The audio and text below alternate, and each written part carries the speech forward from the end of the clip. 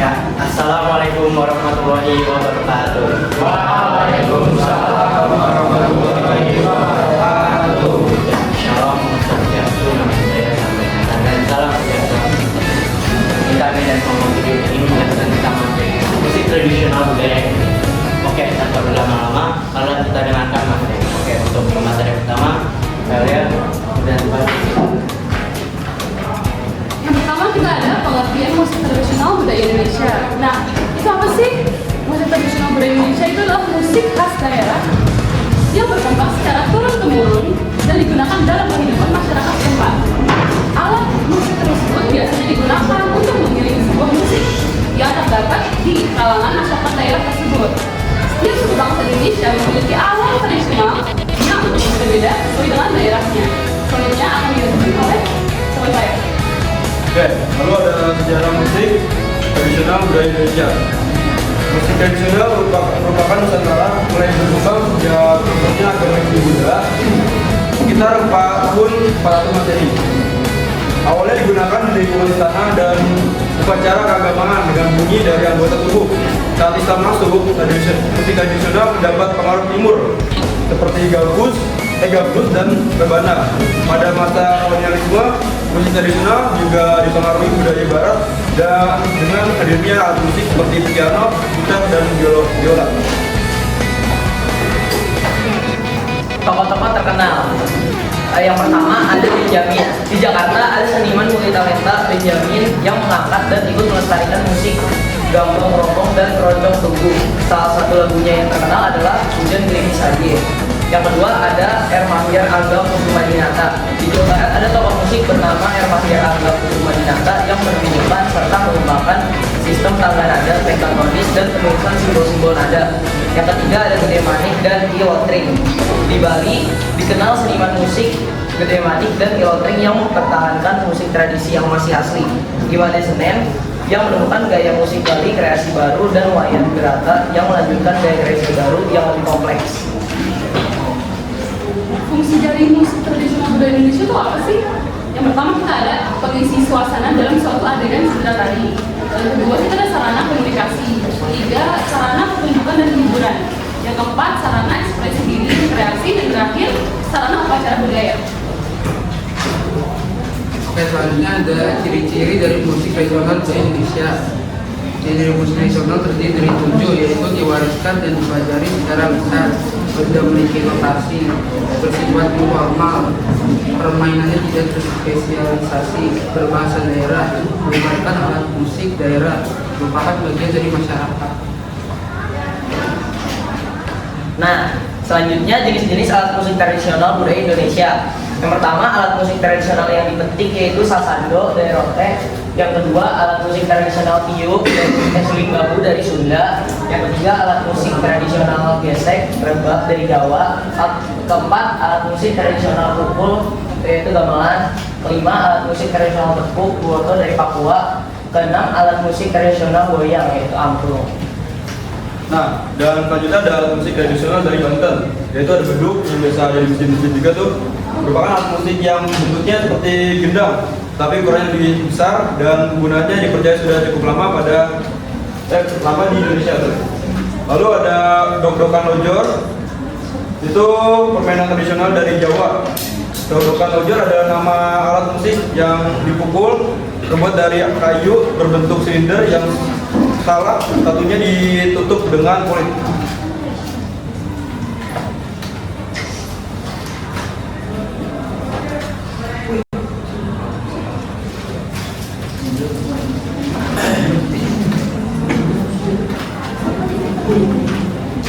Selanjutnya alat musik tradisional dari DKI, yaitu ada tanjidor. Tanjidor adalah kesenian musik tradisional Betawi berbentuk orkes yang lahir dari perpaduan budaya lokal dan Eropa. Didominasi alat musik tiup seperti trompet dan trombon serta perkusi.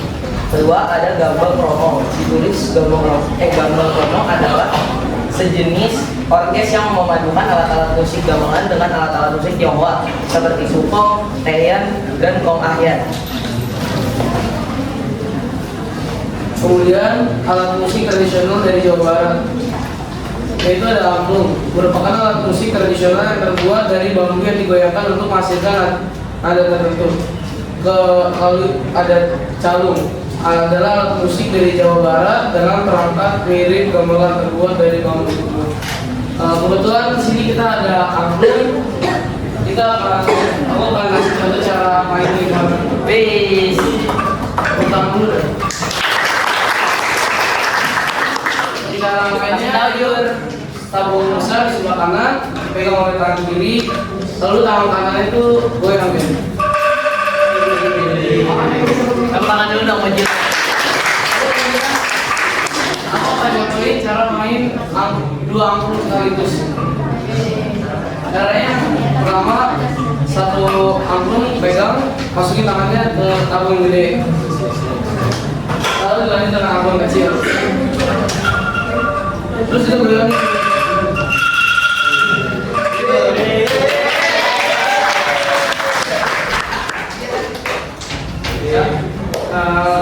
Terus aku juga bisa dua teknik cara main angklung. Satu kan tadi biasa ya. Terus yang satu tuh pokoknya satu tuh ada begini. Kalau dia bunyinya tuh lebih keras gitu. Aduh gitu. Ya terima kasih. Oke.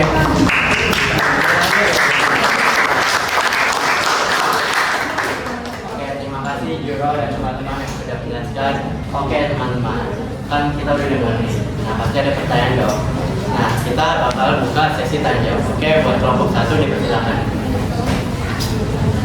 Saya Dicatat dari perwakilan dari kelompok 1. Aku mau nanya, apa upaya untuk melestarikan musik tradisional Indonesia agar tidak punah? Maaf, tolong diulangi lagi. Apa upaya untuk melestarikan alat musik tradisional Indonesia agar tidak punah? Oke, Nisha makasih ya. Selanjutnya untuk kelompok 2 dipersilakan. Saya perwakilan dari kelompok 2 sebagai di salah satu ciri musik tradisional itu kan ada merupakan bagian dari masyarakat, dan itu harus menjadi juga komunikasi. Suaranya bisa dikencengin lagi.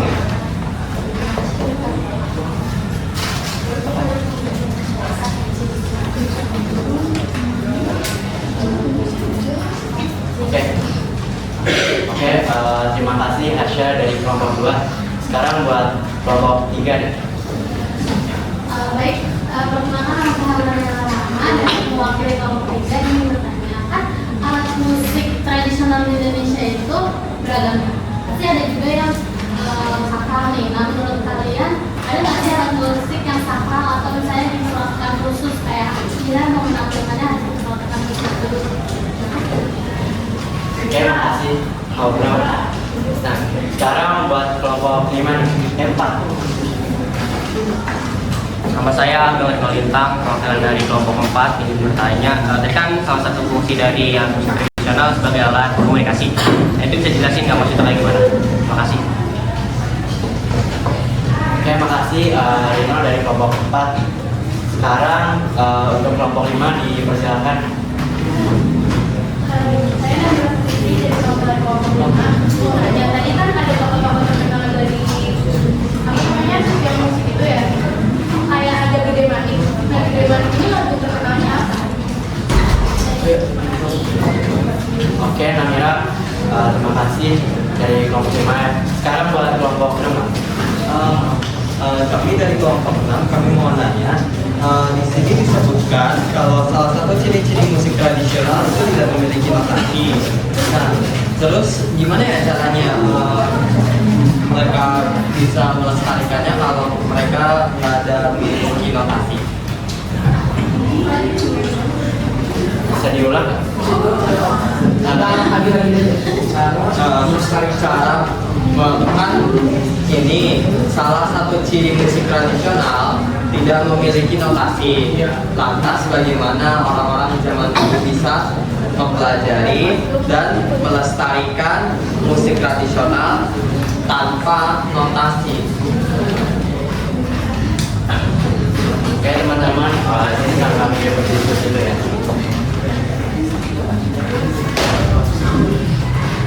Tasya,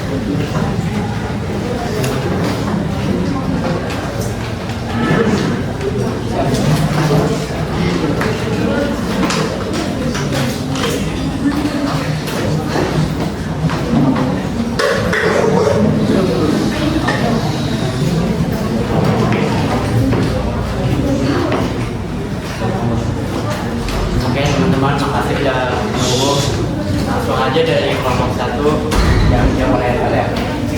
Nah, untuk melestarikan musik tradisional Indonesia tuh kita bisa integrasikan ke kurikulum sekolah, terus dokumentasikan rekaman dan video, adakan festival dan konser gitu. Terus terakhir kita ada dukung pemerintah dengan dana dan promosi.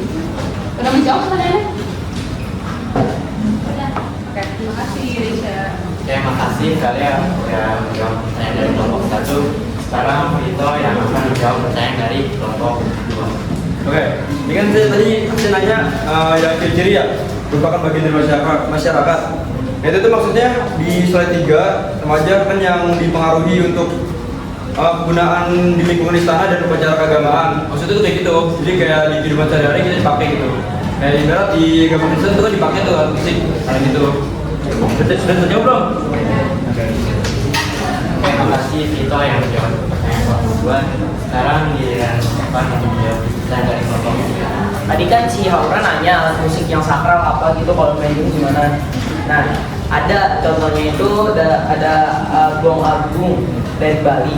Gong agung dianggap sakral dan hanya dimainkan pada upacara adat tertentu. Sebelum dimainkan, gong agung biasanya diberi sesajen buat persembahan dan dibacain doa-doa untuk menghormati dewa. Bahkan ada ritual khusus sebelum gong agung dimainkan untuk memastikan kesucian dan keselamatannya. Belum jawab. Tadi kan Bino nanya salah satu fungsi alat musik tradisional sebagai komunikasi. Alat musik tradisional seperti gongan atau drum digunakan untuk mengirim sinyal atau pesan. Contohnya memanggil warga untuk berkumpul atau mengumumkan acara adat. Pak, bisa diulang Pak? Kedengeran Pak. Alat musik tradisional seperti gongan atau drum digunakan untuk mengirim sinyal atau pesan. Contohnya memanggil warga untuk berkumpul atau mengumumkan acara adat. Oke, terima kasih Evan yang udah ngasih izin. Sekarang untuk Jero menentukan. Tadi kan kami nanya ya lagu dari Gede Manik ya. Nah, jadi Gede Manik itu nggak punya lagu. Jadi Gede Manik itu punya salah satu karya yaitu Tari Kebiar Dangin Enju, yaitu dari Bali. Ya. Sudah terjawab kira? Selanjutnya aku mau jawab pertanyaan dari Ibrahim. Tadi kan Ibrahim nanya ya, gimana cara melestarikan musik tradisional tanpa notasi? Caranya itu dengan pengajaran langsung dari guru ke murid dan pelibatan generasi muda. Ya sudah terjawab baik.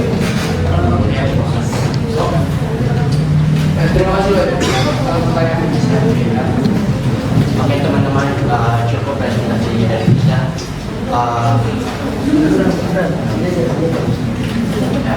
Terima kasih kuasa